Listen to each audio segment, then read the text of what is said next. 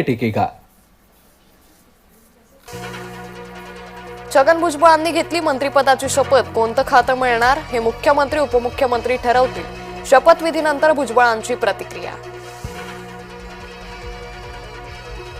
भुजबळांच्या शपथविधीनंतर कार्यकर्त्यांचा जल्लोष। नाशिक येवल्यात कार्यकर्त्यांकडून फटाके फोडत पेढे वाटप। भुजबळांच्या मंत्रिपदावरून जरांगे आक्रमक। मराठा आरक्षणाला विरोध करणाऱ्यांना मंत्री केलं, अजित पवारांना परिणाम भोगावे लागतील, जरांगेंचा इशारा।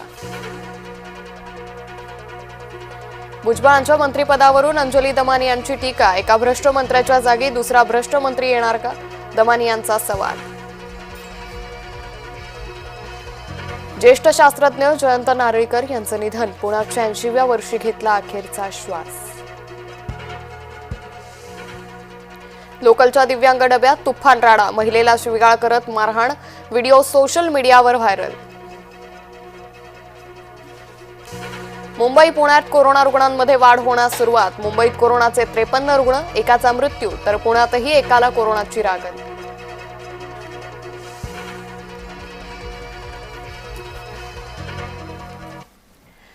मोठी बातमी सध्या समोर येते। राज्याच्या नव्या गृहनिर्माण धोरणाला मंत्रिमंडळानं मंजुरी दिली।